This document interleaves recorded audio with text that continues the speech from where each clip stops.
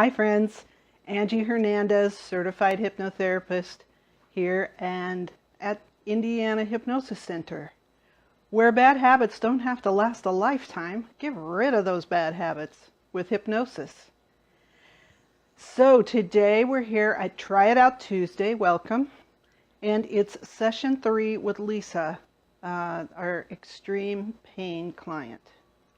As you remember, she has CRPS, which is kind of a malfunction of the nervous center, and sometimes that happens after an illness or an injury, something rather minor sometimes, like a sprained ankle. It can set in and it just causes extreme pain that drugs don't completely take care of and cannot be cured. Lisa has been confined to a wheelchair for 5 years, I believe she said, and not only does she have extreme pain, but now her feet are in a malformed way. They're turned inward, and she has atrophy in her ankles.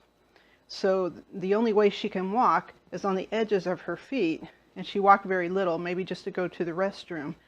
But she reports today that her pain has still remained low.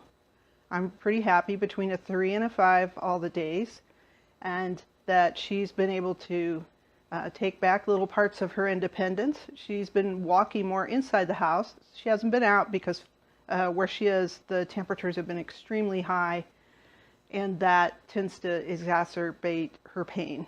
But she says she's been able to do more of her exercises, and she's just doing better all the way around. So I'm so very glad to hear that. Now you watch today's session. We get her pain again down to a 0. It's awesome. And you know, what's the point of bringing the pain down, you say, if there's some structural issues in a body? People that feel better heal better. People that feel better heal better. Why can't she go into remission? Why can't she rehabilitate her feet and ankles over time to go back to walking on the soles of her feet? We're not going to imagine that anything is out of the realm of possibilities. Other people have gone into remission, and hypnosis has been a help. So we're just shooting for the moon. Why not? We're not going to say that anything is not possible. So today, further work on her pain. Also, you'll see me give some instructions about other things I'd like her subconscious to take care of within her physical body. So without further ado, here's session 3 with Lisa. My pain is still really low. Awesome. Where would you say this week? Today, right now, today it's about 3. Wow, that's great. How's it been all week? You've had an awfully hot week there. Yeah, well, I haven't gone outside, so Okay. I can't deal with the heat with my feet. That's what will increase the pain. But it's stayed pretty much between a 3 and a 5 all week long. 3 to 5. I'm really glad to hear that. I like that. I do I too. like that a lot. How about range of motion? I'm doing a lot better. My exercises are getting easier. Mm-hmm. I notice that my legs and ankles are hurting more because I'm moving them more. Mm-hmm. But It's more that like should be expected. soreness from exercise rather than anything else. Exactly. Yeah, we like that. Yes, we do. Yeah. Maybe if I move my hair out of my face, that might help a little bit. Or is that better? It's cute. It doesn't matter. Better. So I'm just putting down better motion. Yeah. Okay. Good. That all sounds really, really good. I'm liking that it's staying down.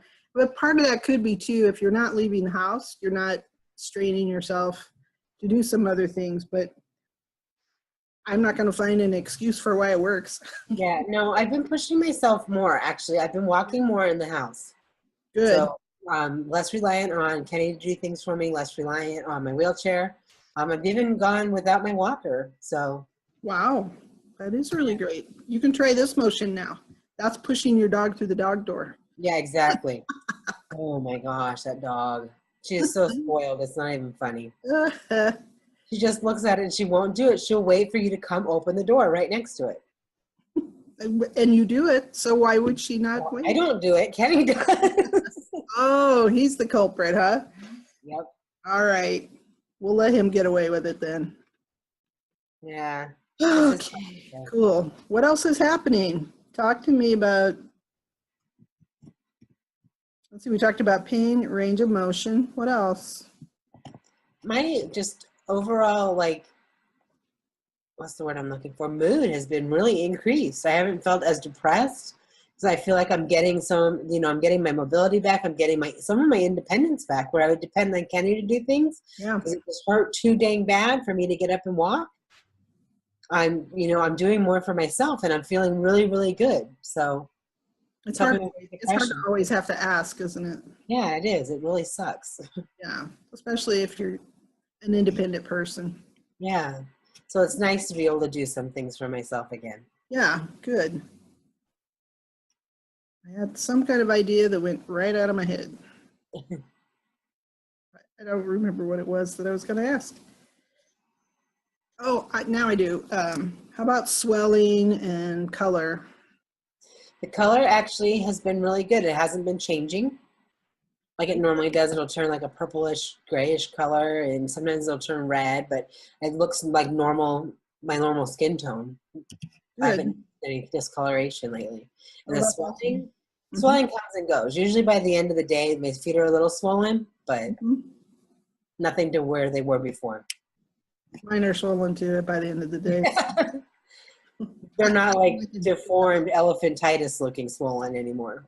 It's more, yeah, it's swollen, but it's more comfortable. It's not as outrageous as it was. And I'm not waking up in the middle of the night in extreme pain. Oh, I like that. Yeah. Are you able to sleep through the night then?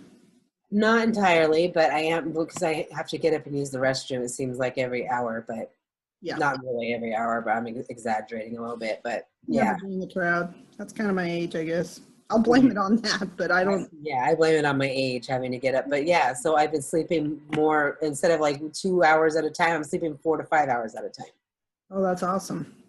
If that alone helps everything, makes it all. Oh yeah, it just helps the whole package there. Yeah, being able to get some actual sound quality sleep.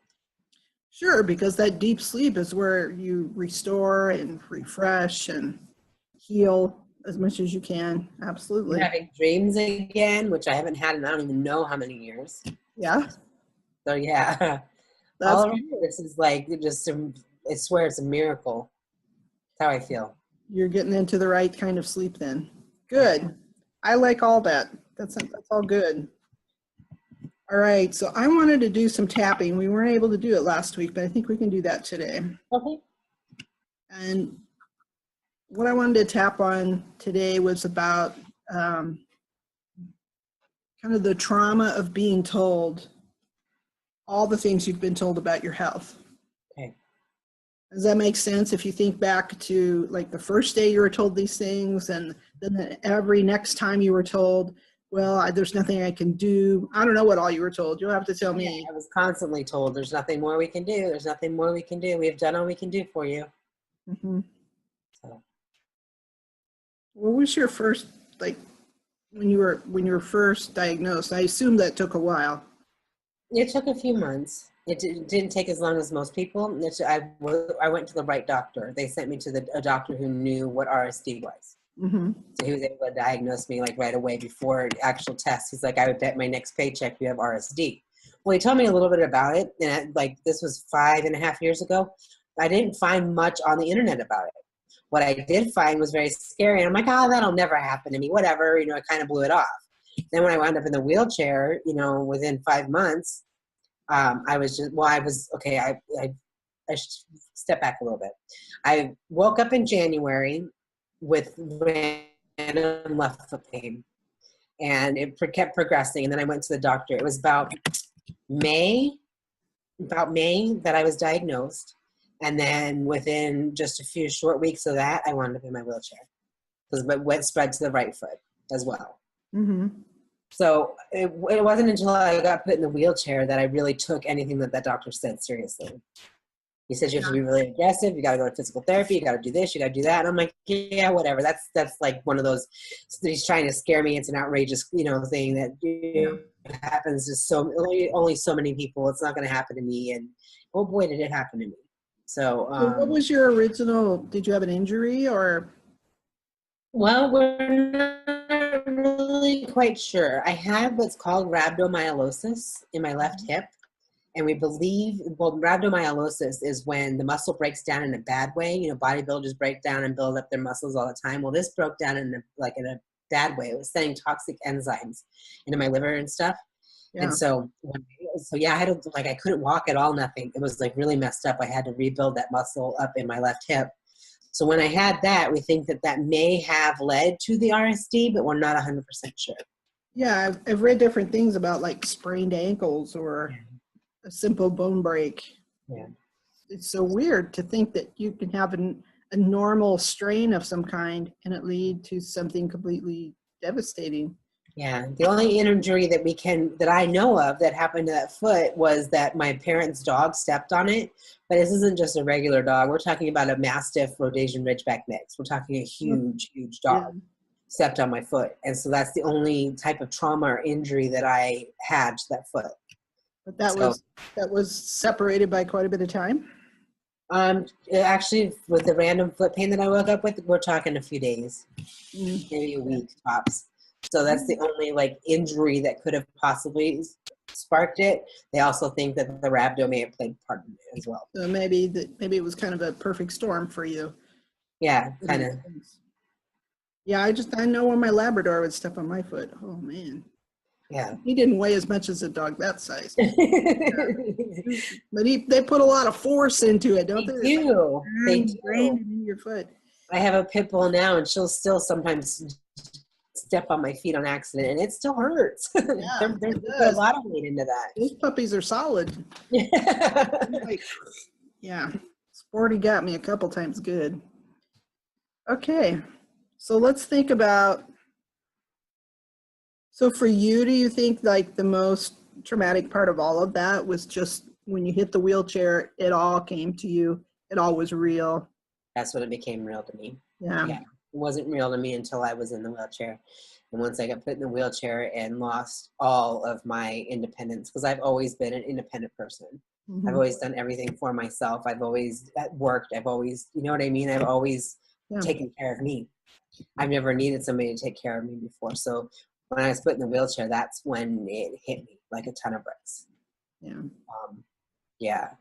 That's when it really hit me. And the depression. Was that something you had to ask for, or they told you this is just what you have to do now? Well, when it spread to my right foot, I couldn't bear any weight at all on my feet. So I had no choice but to be put in the wheelchair. I couldn't walk. I couldn't move. I couldn't, I mean, even crawling was impossible because I'd have to stand up at some point. So I was pretty much bedbound, not able to do a single thing until I got the wheelchair. Yeah. Okay. That might be the point, the stepping off point that we want really to look at for this trauma. So. Yeah, I lost my ability to drive. I mean, like everything that I was accustomed to doing, I would no longer could do. So. No. It's not even close to that, but I remember I had carpal tunnel pretty bad in both, but on the right side, I'm right-handed, and I couldn't brush my hair. I couldn't brush my teeth without pain. All of a sudden, when that hits you, all of a sudden, it's like, wow, I so took this stuff for granted. What am I going to do now? Exactly. And you had it on both sides, so yeah, I see what you mean. So if we looked at that, just that kind of, I'm not sure we have a single moment, but we probably have a day or a period of time where you had to get in the wheelchair and it all hit you. The life as I knew it is over. I have a new reality. Yeah. So let's see how to say that. What do you think your strongest emotion then was? Fear. Fear. Yeah. Without a doubt, fear, because what was I going to do? Yeah. What was I going to do? How was I going to support myself? How was I going to take care of myself? I wasn't married at the time. I didn't know Kenny at the time. I met him after I was in the wheelchair. So, I was single, a single mom living by herself. How do you get anywhere, do anything? Yeah, it was, well, thank God my parents only lived a few blocks away from me at the time. My mom really helped a lot, really, really helped a lot. And then for my fiance that we had just broken off our relationship, he had found out that I was in a wheelchair and dropped his entire life and came and moved into my house in one of my spare bedrooms to take care. That's huge. Yeah. I mean, If it you wasn't don't for want it to him, happen, but it's so huge that you were Yeah. able to lean on people.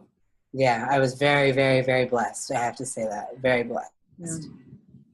So if we look at that fear from that time, if you were able to just put your hand out in front of you right now, just put the palm of your hand out and imagine that you can put that fear right into the palm of your hand.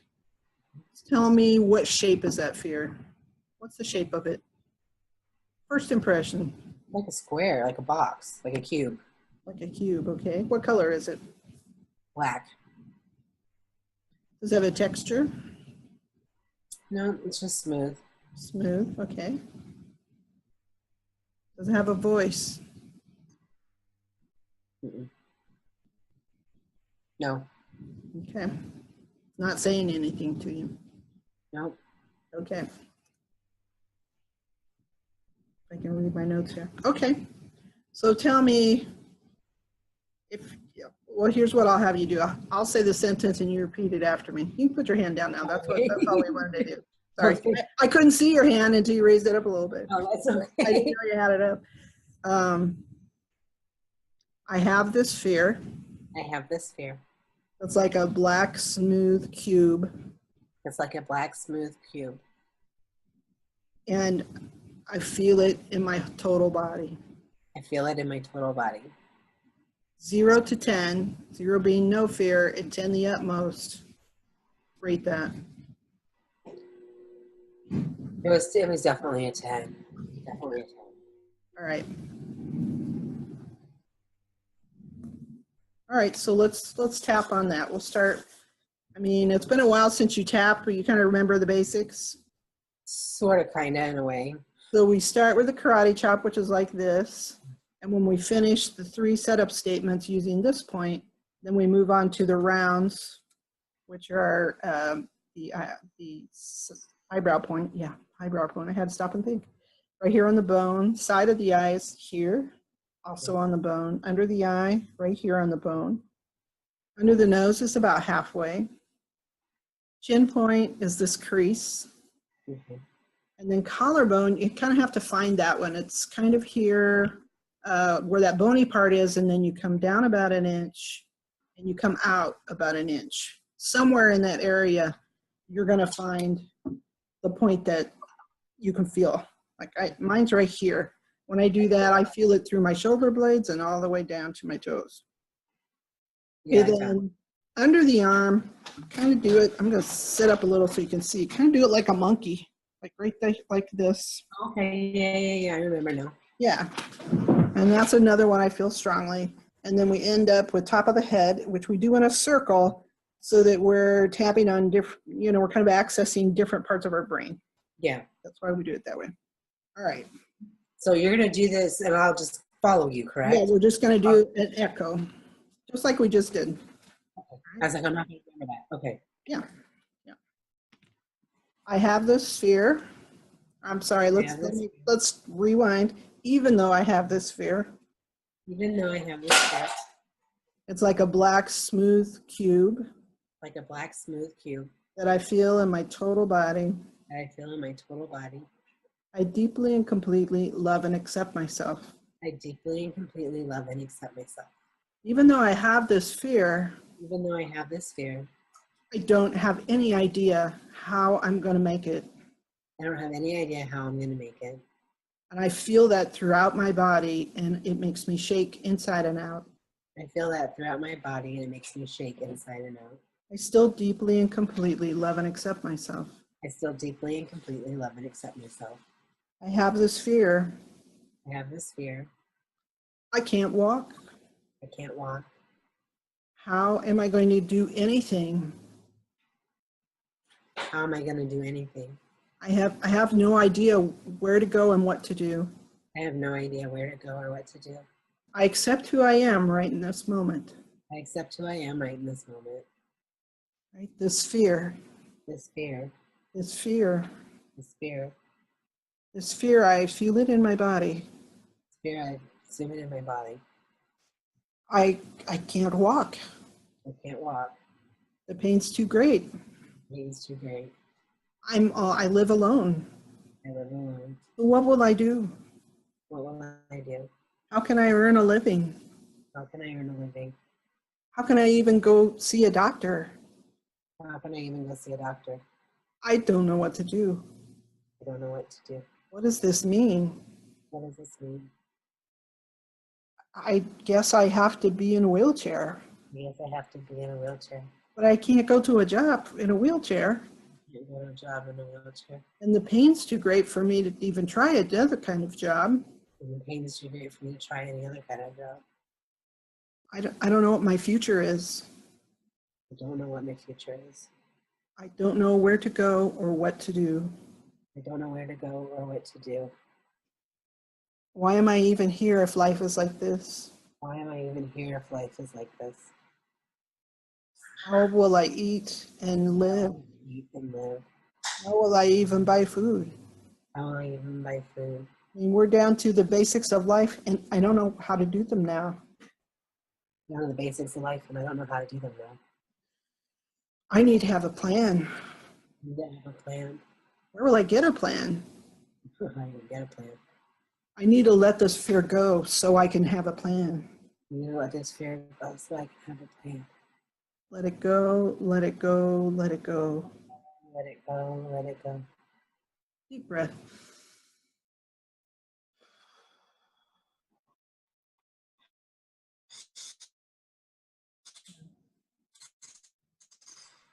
So let's go back to the original statement of, I have this fear that's like a cube. I have this fear that's like a cube. It's black and smooth, and I feel the fear throughout my whole body. It's black and smooth, and I feel the fear throughout my whole body. Now you felt like the fear in that day was a 10. If you kind of put yourself back in that day now, rate it one more time, 0 to 10.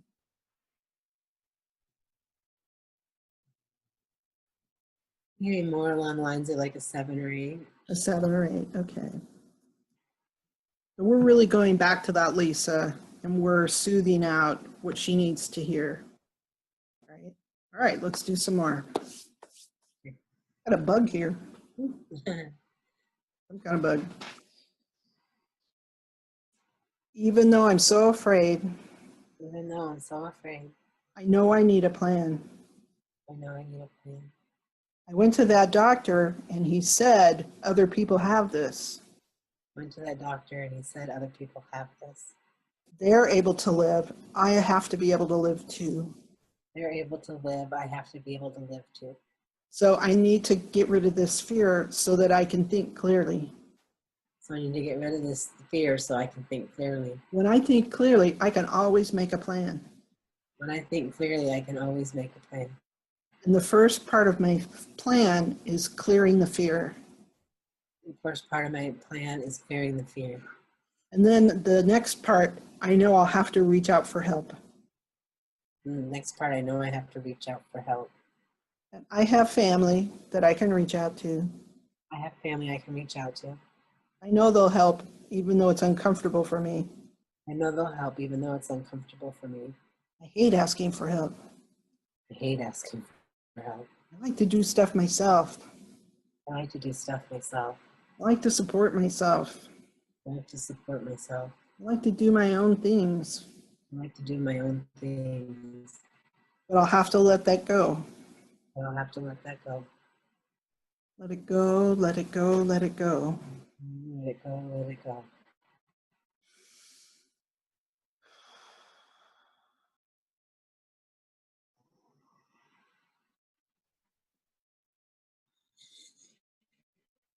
Let's do it again. I have this fear that's like a smooth black cube. I have this fear that's like a smooth black cube. And I feel it in my total body. I feel it in my total body. 0 to 10, rate it again.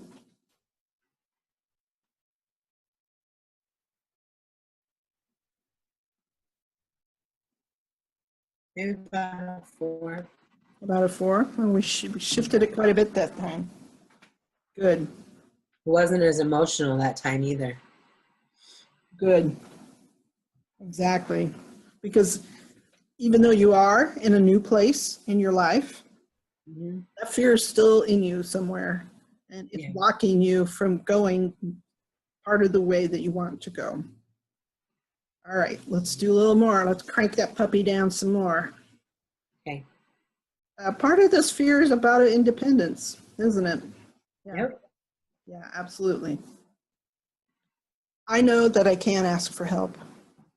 I know that I can ask for help. Even though I dislike doing it. Even though I just like doing it. I know my parents always support me. I know my parents always support me. And they don't mind helping. And they don't mind helping. Just like I would help my own child. Just like I would help my own child. If my child were in this situation. Right. I wouldn't hesitate to help my own child. I wouldn't hesitate to help my own child. And I know that's how my parents feel. And I know that's how my parents feel. So I can ask them for help. So I can ask them for help. I need to shift my thinking. I need to shift my thinking. And remind myself that I want to help my children and they want to help too. I want to help my children and they want to help too. So I shouldn't deprive them of being the help they want to be. Shouldn't deprive them of being the help they want to be. Just like I would want my child to reach out to me if they needed it. Just like I would want my child to reach out to me if they needed it. And during the meantime, I'll be fighting like crazy. During the meantime, I'll be fighting like crazy. To overcome this obstacle in my road. To overcome this obstacle in my road. So in the meantime, while I let them help, and while I let them help, I'm going to do my own work. I'm going to do my own work. I'm going to do the exercises. I'm going to do the exercises. I'm going to do whatever medication. I'm going to do whatever medication. I'm going to search for answers everywhere. I'm going to search for answers everywhere. I'm not going to accept this just the way people say it is. I'm not going to accept this just the way people say it is. I can overcome things that people say can't be overcome. I can overcome things that people say can't be overcome. So I'm going to let go of all of this fear so it doesn't stand in my way. I'm going to let go of all this fear so it doesn't stand in my way. Let it go, let it go, let it go. Let it go, let it go.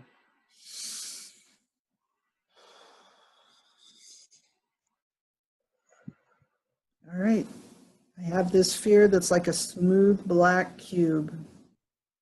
I have this fear that's like a smooth black cube. And I feel it in my total body. I feel it in my total body. 0 to 10.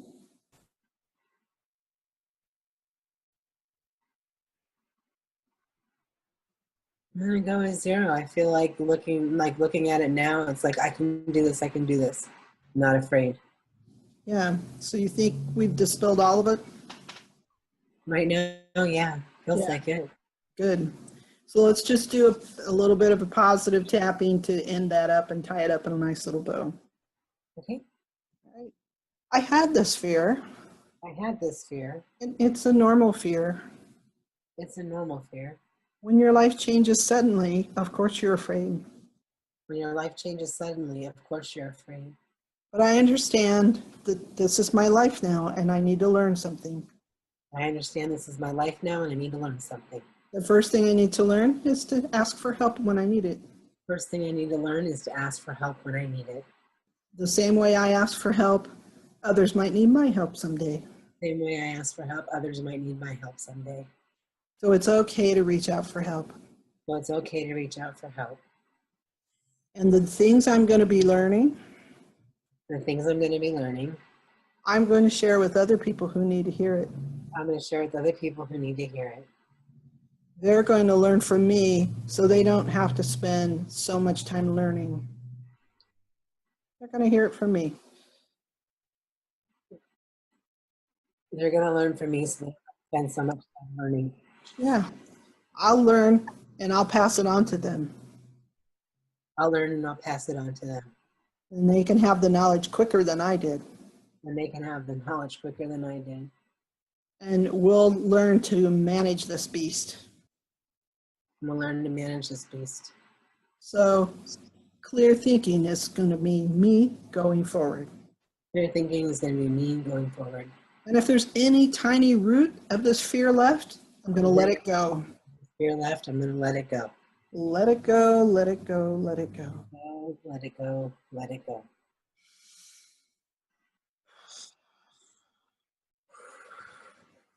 Good. Anything left in there? Now I feel very calm and unafraid. Good. I feel all loose and good. Helped me too. I've been having some back pain this week, which I never have back pain. So I've been kind of a baby all week, and that helped me. So I'm glad for both of us. I'm glad for you too. Well, for both of us. I don't know what's wrong, what my back's trying to tell me. Good. So what you can do over the next week is kind of think about what we did and think what other emotions are around. Probably that time is probably your time of highest emotion. And I think fear was a good choice to do first because that's kind of the biggest scope of all of it. But there's probably some other things. So as you go through the week, kind of toss it around in your head, let your subconscious work on it and see what else comes up, and we'll tap on that next time. And you can tap it yourself between. Because the tapping really does take those strong emotion and just kind of dissolves them out so that we're acceptable. The nice thing about tapping is when it dissolves an emotion, it pretty much sticks. You know, it's not like it goes away for a little while and then you feel that thing again. Yeah. No, it feels more like it was pulled out of me, like more than it, like I feel like it was like pulled out of my body. If that makes any sense. It does, because there's another exercise called not the swish, that's a different one, called spinning, and you actually do pull it out of your body, like pulling like this. That's another thing you can do with the emotion to pull it out. I kind of like tapping. I guess I like tapping a little better because I think when you talk through it, you tap into some of those things that you tell yourself inside your head. Exactly. And now the spinning is passive. You just pull it out and pull it out till it's gone, and it works very well. But I like the talking part, that all those doubts that you have, you kind of throw out there and tap them away. Exactly. That's what I like about it, is you're making yourself realize, oh, that's just a ridiculous thing to feel or think. You know, that's not really how reality is. This is what it is, and yeah. It helps really. Yeah, I think it's like a lot of things. When you say them out loud, you're like, that's take away the power of it almost. Yeah, that's silly. Why would I think that? And it doesn't make any sense. Yeah. But when we say it inside our head, we really go for that. Yeah. Yeah. Good. So what else do we need to do? I'm trying to think, since I don't see your feet. If you had a magic wand right now, what would you do to your feet to make them different? We talked about color. You said the color's been very normal this week. Yeah, it has been. And you felt like the swelling was also in the normal range. Yeah. So what else? You're having better range of movement, but what would need to happen to change the way your bones and muscles are arranged there, so they would start to go back into a normal supportive way? Well, I know that there is some mild deformation there. So the bone, you know, just I need to be able to walk flat on my feet instead of on the outsides of my feet and putting pressure on my feet completely again. I think that's the biggest thing right now, is having my feet so that they're flat on the floor instead of out. They're out to the side. Now, they're like this. And how can you bend them? How much can you bend them? I can bend them like that. It just feels very uncomfortable and unnatural. Like right now I'm bending them to be that way, and like my knees are all like buckling in like this, and it's just odd. Like my bones have almost shifted to accommodate me walking on my feet like this. And that's part of what you work on in your physical therapy still? Yeah. Yeah. So when you move them, you can move them that way. And when you move them in physical therapy, what do they do to like, I imagine that means that some of the muscles, tendons, and fascia are shortened on the inside. I don't know. They've never really said that to me, but that would make sense. They never said that for sure. They just are giving me exercises to do, just strengthening exercises to get my feet to kind of be natural that way. Mm-hmm. More marching.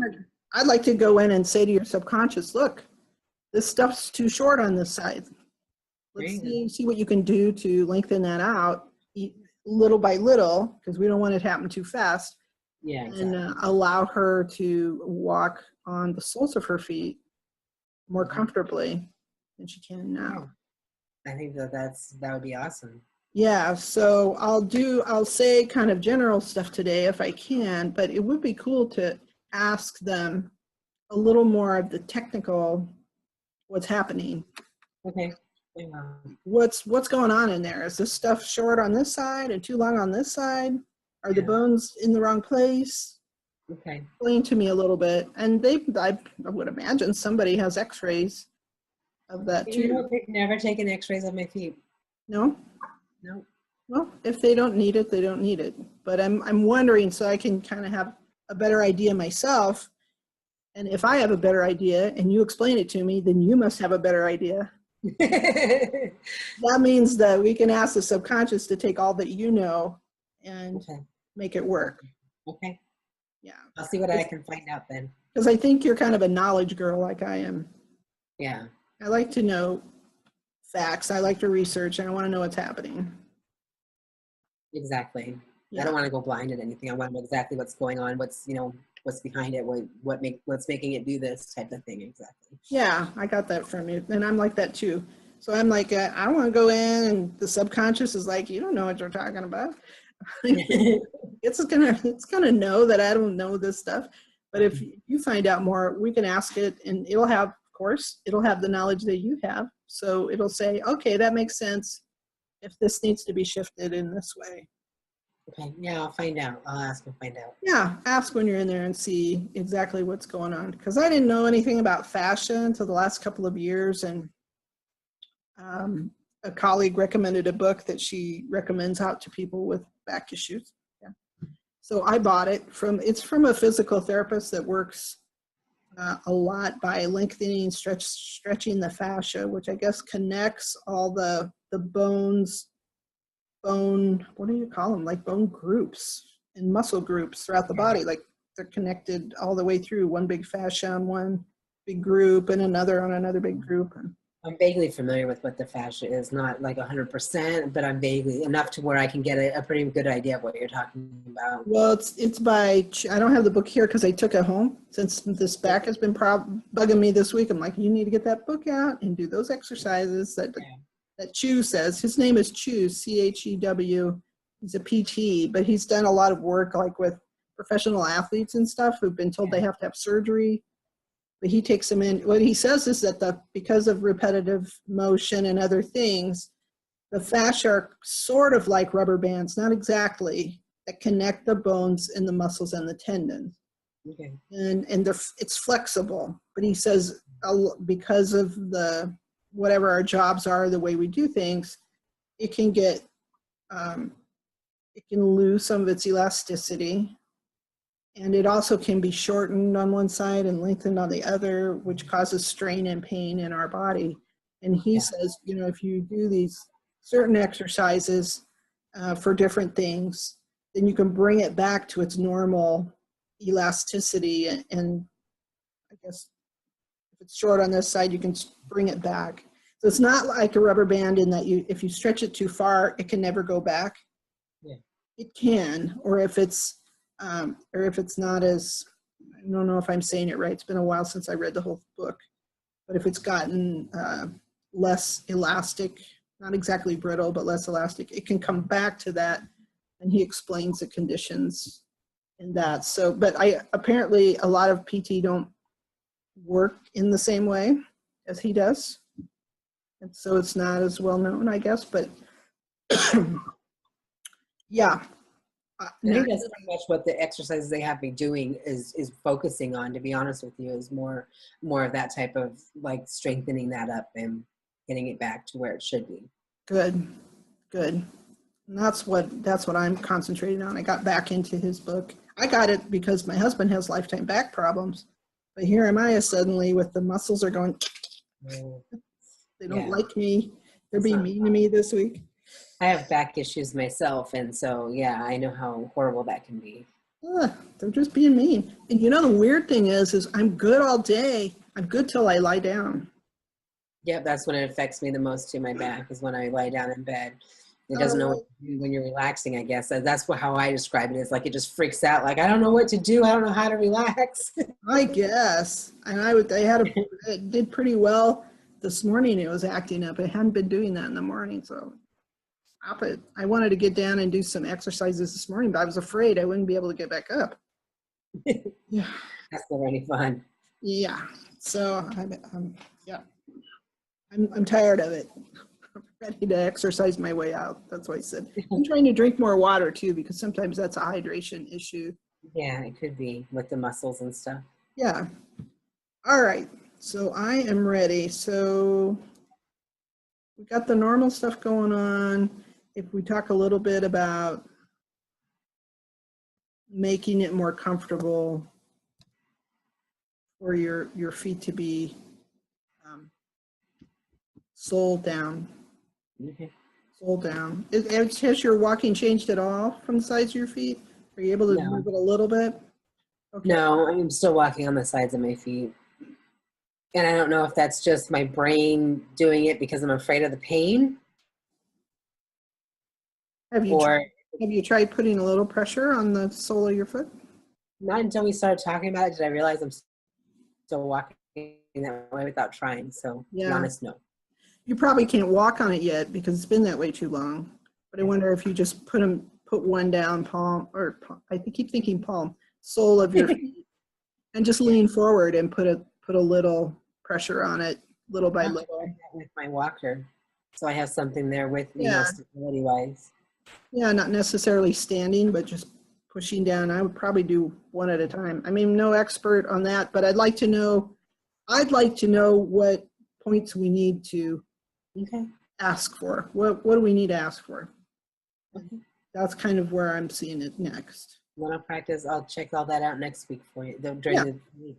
Yeah, let me know that next time. And so is your back tied into the other stuff? No, my back was broken several years, like over 20 years ago. I had a broken back.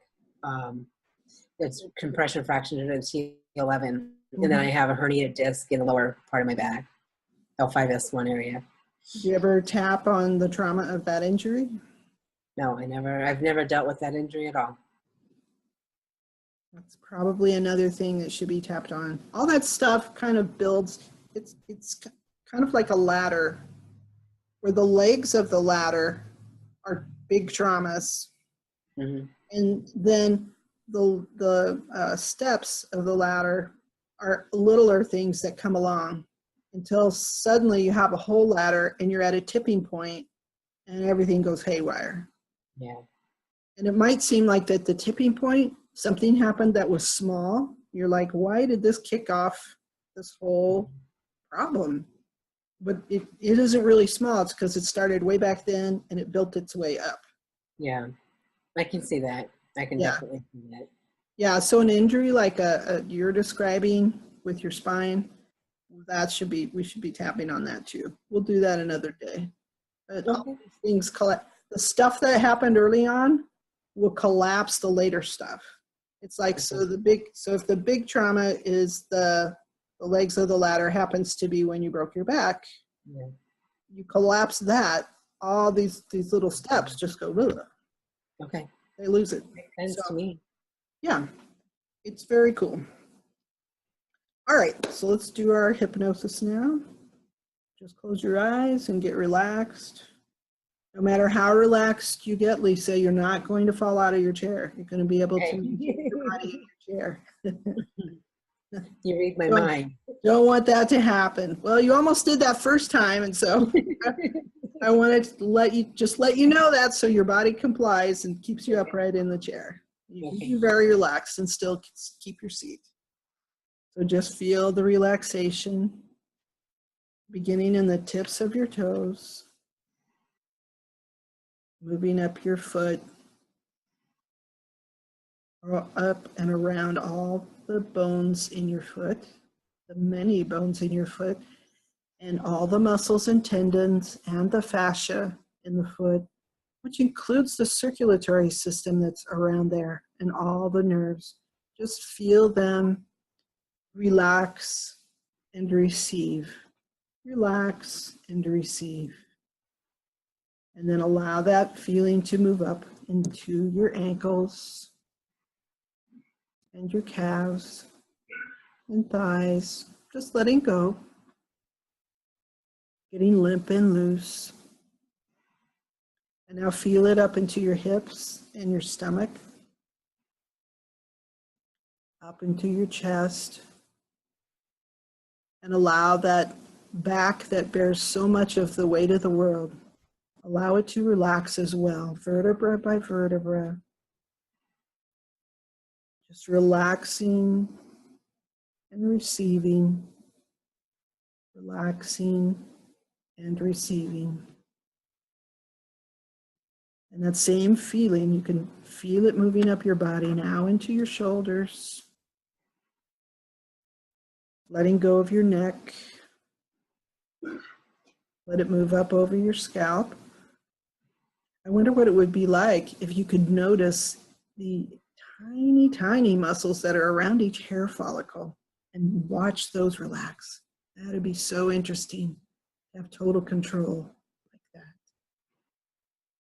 Now allow that same relaxation to move down across into your face, relaxing the forehead, all the muscles around the eyes. Let your cheeks just melt and your jaw go slack in a way that's comfortable for you. And as you breathe in today, I want you to inhale the color of control. Inhale the color of control. And as you inhale the color of control, it goes into your lungs and it moves out to every cell of your body. With every single breath that you take, the color of control filling each cell, moving out to every single cell of the body from the top of your head down to the very tips of your toes. The feeling of control. That's right. The feeling and color of control. Now let that same feeling of relaxing and receiving move from your shoulders down your upper arms, forearms, hands and fingers. As we go down at 5, just following your breath, and just allow your critical mind to keep track of your breathing and take note as it slows or gets deeper. That's your critical mind's job, to keep track of that. At 4, finding that feeling of buoyancy, that floaty, floaty feeling. Might be like a daydream. It may be like floating in the water. It might be like a feather floats on the current of air. At 3, as you're inhaling that color of control, I want you to exhale the color of hopelessness. Just exhale that color of hopelessness completely out of your body. And as you do, you see more and more room for the color of control. Now it's filling you up all the way to overflowing out the top of your head. And you reabsorb that overflow through the soles of your feet until you have the color of control inside of you and outside of you. And it can pass through you and around you like smoke through a veil. That's right. You're doing it right. At 2, turning inward. Inward to that part of you that has control and understands what you need and does everything in its power to always protect you and do what's best for you. At 1, going down, down, down, all the way down, and 0 is deep sleep. Just give yourself permission to go 5 times as deep, and even deeper, even deeper. Very deep sleep. Now let's just imagine those numbers one more time, starting with 100 and deeper down. Just say them out loud until they disappear. 100, 99, And deeper down. And imagine them right out of your head. 7, That's right. 6, And they'll begin to fall away. 7. Just let them float away. Gone? Just give me a head nod if they're completely gone now. Good. Very good. And we're going to let your critical mind go off and keep control of your breathing. Keep noting that. And as it does that, it can pick a place that it might like to be on a vacation. And while it's on vacation, I'm going to speak directly to your subconscious mind, Lisa. And it can reply to me over and apart from everything else. I want you to know, Lisa Subconscious, I want to thank you for being here and being such a great help to Lisa in the past couple of weeks. And I would like to ask for your help in other areas. Are you willing to help Lisa in that way? You can tell me out loud. Yes. Good. That is so great. I thank you. What I'd like to ask you today is just to bring up that part of you that is so bent on Lisa keeping this illness, and the other part of her that wants to just put it in complete remission, and ask those parts to come forward. And I'd like to, through you, just talk to that part that has been making Lisa so ill and in so much pain for so long. May I talk to that part? Mm-hmm. Thank you for coming. And I just want to know, what's your higher purpose to keep Lisa so ill and in so much pain?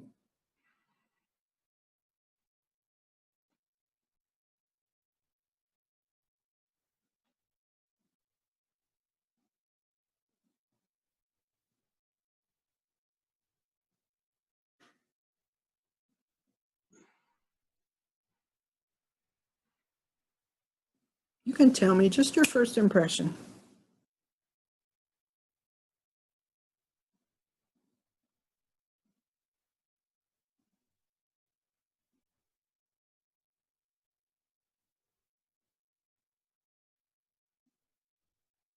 You've been doing such a good job at that. I thought you probably had a very good reason. Can you tell me the reason? Can you tell me out loud?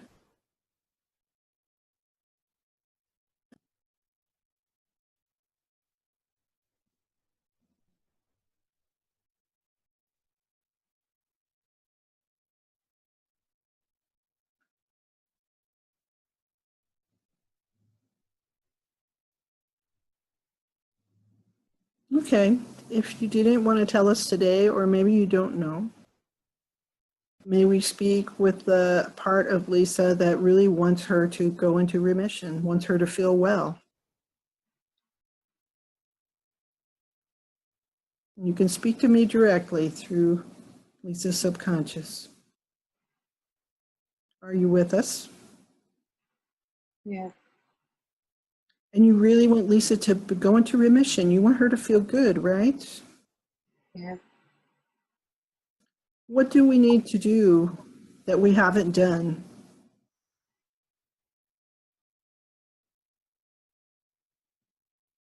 Stronger. Can you tell me a little louder? Stronger. Okay. That part that wants Lisa to stay sick, it wouldn't answer me. What can I do to speak directly to it? I don't know. You don't know? Is it still strong, or are you getting stronger? Stronger. Stronger, good. I like to hear that. Now, what you might need to help Lisa get even stronger and go into remission is you might need the help of some of the other parts of Lisa. You might need the help of creativity and the help of strength. Tell me which parts you would like help from to put Lisa in complete remission. Wow. Okay. And who else? I don't know. How about creativity? Would that help you at all?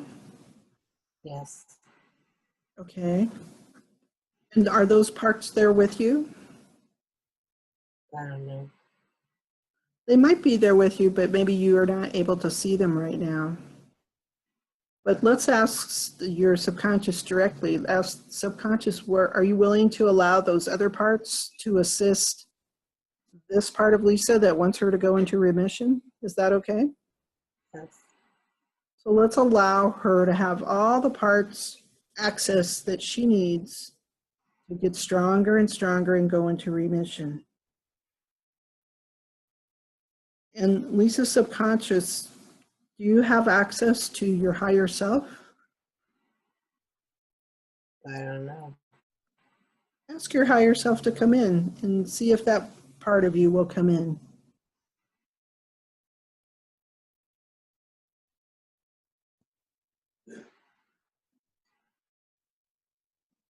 Did you get a higher self to come in?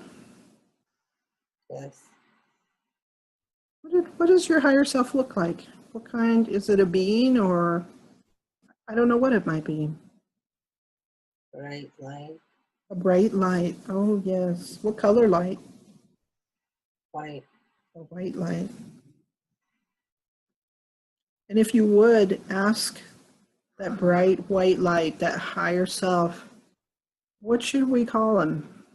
Him, her, or it?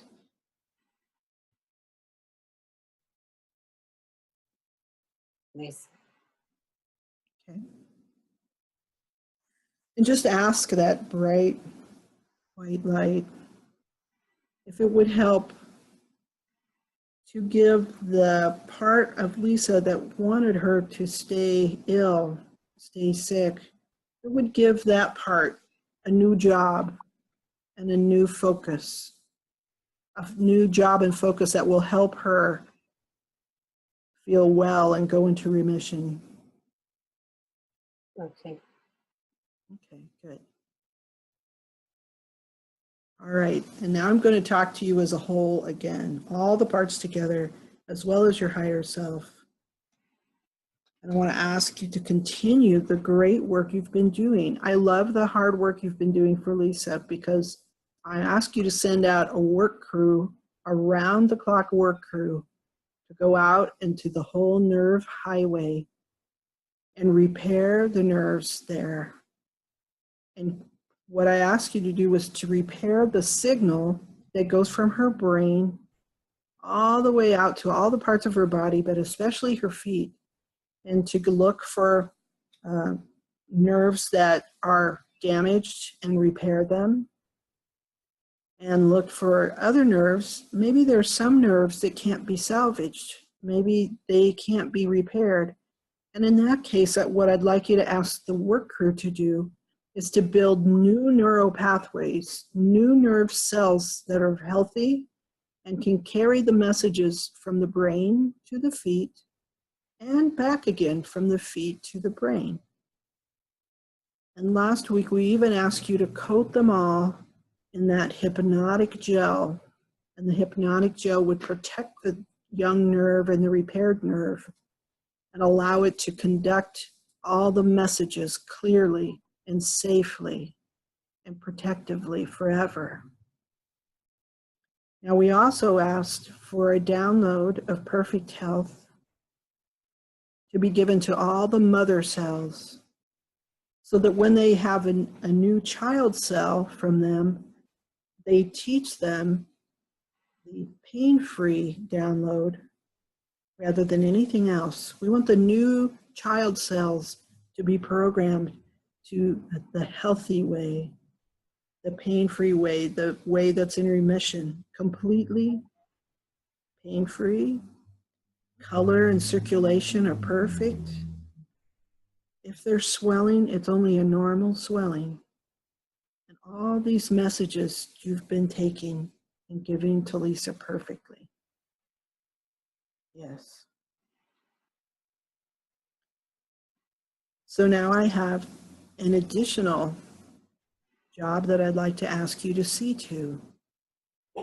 And that's to allow Lisa, when she puts her feet on the floor, the soles of the feet on the floor, that she's able to put a little pressure on the soles of her feet and be able to strengthen those feet by putting a little pressure each day on the soles of her feet, strengthening and stretching the muscles, tendons, and fascia, and allow those to little by little, moment by moment, get stronger and more supportive of her body, and be able to find a new way to straighten themselves over time.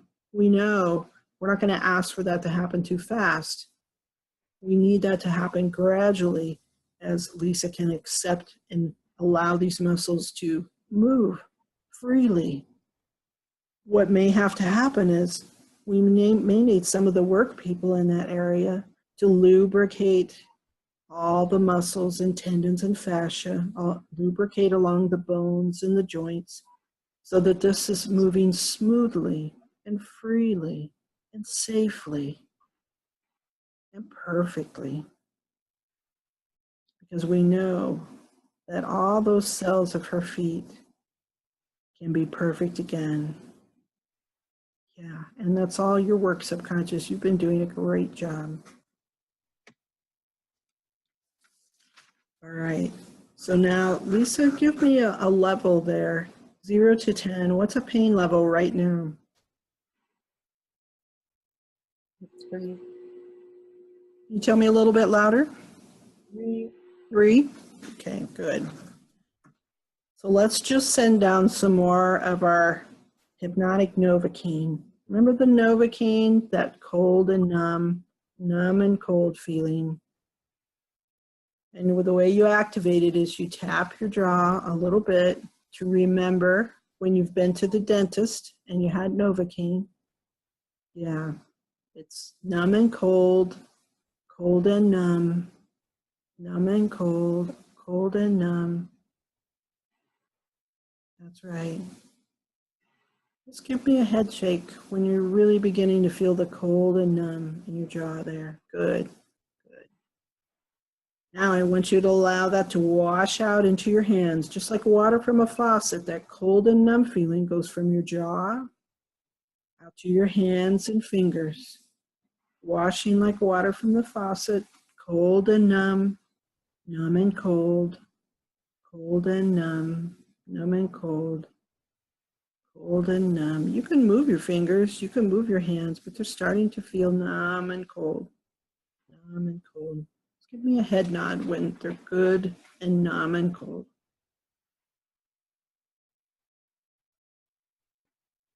Good. And now lastly, we're going to move them again. Move that sensation down to your feet. Cold and numb and cold. Just like a little stream of water that comes out of the faucet, running from your hands, moving that feeling out into your feet, out into the ankles, into the heel, into the sole, into the top of the foot, all the way out to the tips of the toes. Numb and cold, cold and numb and cold, cold and numb and cold, cold and numb. Just give me a head nod when you feel like that's complete for you. Good. Now give me a pain rating again, 0 to 10. 0. Perfect. That's perfect. We're going to allow that feeling of 0 to be in your feet. And that's so that your feet will remember the pain level of 0, discomfort of 0, discomfort of 0. And we want your pain, your cells in your feet to memorize the sensation of discomfort of 0. Memorize this feeling and allow the nerves that are being repaired to transmit that signal of 0 pain back up to the brain so that the brain understands there isn't really pain there. It's not necessary. It's unnecessary to have pain in your feet. The feet send the signal of 0 discomfort up to your brain, and your brain returns the signal and says, okay, we understand discomfort of 0. Let's keep that going. That's right. Back and forth the signals go. Just like a ping pong ball. 0 discomfort, back. We accept 0 discomfort. We accept 0 discomfort from today on, forever on. We do not need discomfort unless there's an emergency. There's no emergency now. There's no emergency. This is normal. 0 discomfort is our normal. All right. So for the following week, I want those cells to continue to practice the 0 discomfort, sending that message up to the brain and the brain accepting it and sending it back. Unless there's an emergency, discomfort is 0. And also remember to do some tapping each day and do it while you meditate as well. That's right. And until we meet again next week, you'll be researching a little bit more of the functionality of your feet so that you can tell me. And your subconscious will take that in, and together we'll all explore where that needs to go. All right. So now at 0, you might slip deeper. At 1, recognizing your body, how it's sitting in your chair.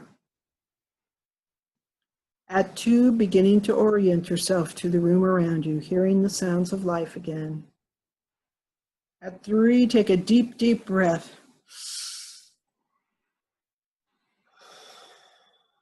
4, very alert.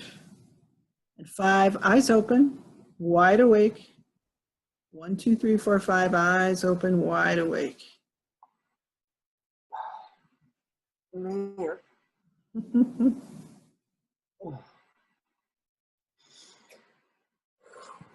Feeling good? Yeah. Good. A little groggy, but good. Well, yeah, that's to be expected. But good. We got that back down to a 0 again. Yeah. I want that to be a normal feeling. Me too. That little trick of the Novocaine, you can do that yourself too. Okay.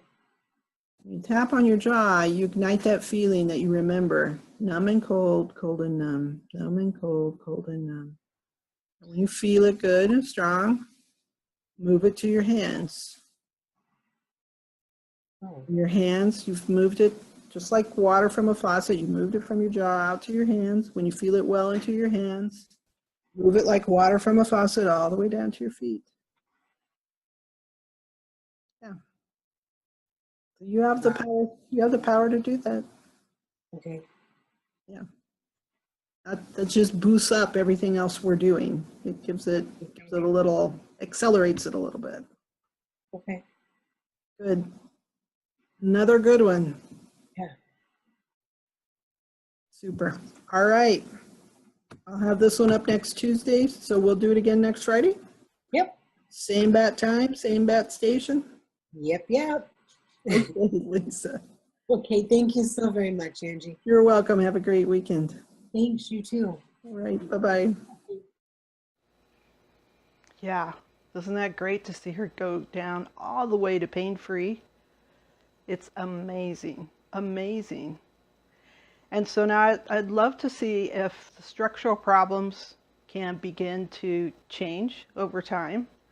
As I hadn't asked her this before, but it's one of the symptoms of her condition that she has a lot of swelling, inflammation, and often the part of the body that's affected changes color, has all kinds of different colors, and that's why I asked her about it this time. She said the color has been normal rather than kind of a grayish color that she's been seeing before. So I'm happy about that. That tells me that there's more at work than simple nerve connection improvements. So I'm really happy the way this is turning out. We have 3 more sessions to go, and we'll see where we can get Lisa. I'm pretty excited for her, very excited for her, that she's claiming a little more of her independence, feeling happy. I mean, you can imagine that you would be depressed and angry if you were in pain all the time and had to ask for every single thing. You couldn't do anything much on your own. So I'm so happy for her and so grateful that our work is working. All right.